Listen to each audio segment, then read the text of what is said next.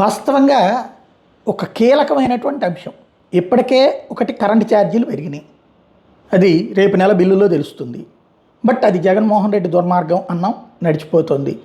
అదే టైప్లోనే అసలు చర్చ జరగట్లేదు. నిజంగా జనాలు కరెంటు ఛార్జీలు పెరగకూడదని కోరుకున్నారు. ఓట్లేసిన దాంట్లో జగన్మోహన్ రెడ్డి అడ్డదిడ్డంగా పెంచేశాడని ఆగ్రహించినే ఈ ప్రభుత్వానికి అధికారం ఇస్తే వీళ్ళు పెంచి అదేమంటే జగన్ వలన అని చెప్తున్నారు. అంతకుముందు జగన్ కూడా అదే చెప్పాడు, చంద్రబాబు ఫెయిల్యూర్ వలన అన్నటువంటి.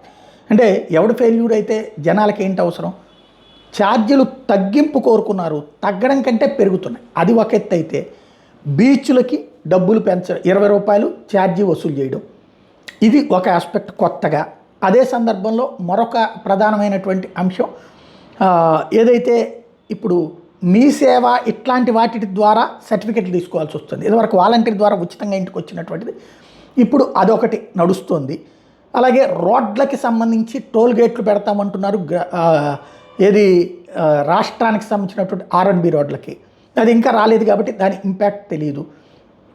ఇప్పుడు తాజాగా GSTలో 1% సెస్ మేము వేసుకుంటాం, మా రాష్ట్రానికి సంబంధించినటువంటి అవసరాల రీత్యా వరదల వలన ఇబ్బంది పడ్డాం, లేదా రాష్ట్ర ఆర్థిక పరిస్థితి రీత్యా అంటూ కేంద్ర ఆర్థిక మంత్రిని కలిసి చంద్రబాబు గారు అంటే GSTలో ప్రతి వస్తువు మీద ఇంకొక 100 రూపాయలకు ₹1 ట్యాక్స్ వేస్తామని చెప్పేసి అదొక అదనపు ఆదాయంగా కావాలి అన్నటువంటిది. ఇది చాలా కీలకమైనటువంటి అంశం. అంటే పన్ను పెంచుతామన్నటువంటిది. ఇలా వరుసపెట్టి ఓ పక్కన ప్రజలు భారాలు పోవాలని కోరుకున్నారా, కొత్త భారాలు రావాలని కోరుకున్నారా?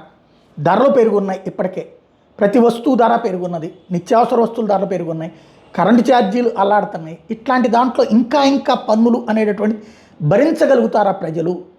ఆలోచించాల్సి ఉంది.